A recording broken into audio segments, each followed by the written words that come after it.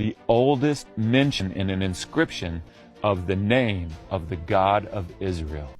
All right, let's see it. Which from the Egyptian hieroglyphics reads, Land of the Nomads of Yahweh. It dates to the end of the 15th century BC. It's over 3,400 years old, and the Israelites are wandering in the wilderness for 40 years at the latter half of the 15th century BC. Here we have an inscription from the Egyptian pharaoh Amenhotep III that dates to the end of the 15th century BC. So a couple of big issues with the presentation of these data. But before I begin, if you want a detailed discussion of this and a related inscription and their relevance to the early history of Israel and the early history of the divine name, I'd highly recommend Daniel Fleming's recent book, Adonai Before Israel, Glimpses of History in a Divine Name.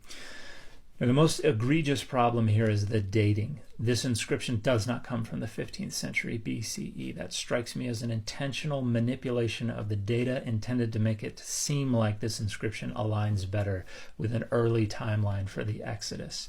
This video mentions that this inscription dates to the reign of Amenhotep III, but Amenhotep III reigned in the 14th century, from about 1390 BCE to about 1352 BCE. So that is a manipulation of the data. There is also an issue with the way this inscription is being represented or interpreted.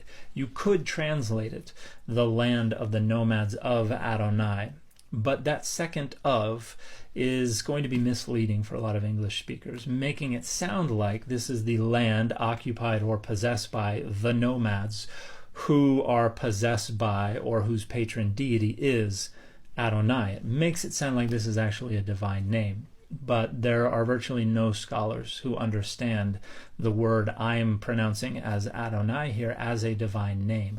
Almost everyone describes it as either the name of a land or the name of a people, because that second of is reflecting the genitive of apposition. In other words, it should be read, the land of the nomads, that is Adonai, referring either to the name of these nomads or to the name of their land. And Fleming argues, I think convincingly, for understanding it as a reference to the name of a land, because we have inscriptions around this base and in a related inscription from Amara West that say the land of the Shasu, which I think is a better way to reflect the word that is being used here as a title, not as a description. So it's not the land of the nomads, but the land of the Shasu, that is X, or the land of the Shasu, that is Y, or as Fleming renders it, Shasu land X, Shasu land Y, Shasu land Z.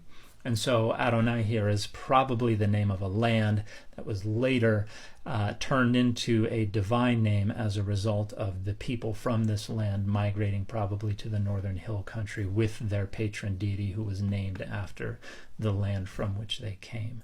So this is probably a preservation of a version of the divine name before it actually became a divine name. And it does not date to the 15th century, and in no sense whatsoever is its evidence for the historicity of the Exodus.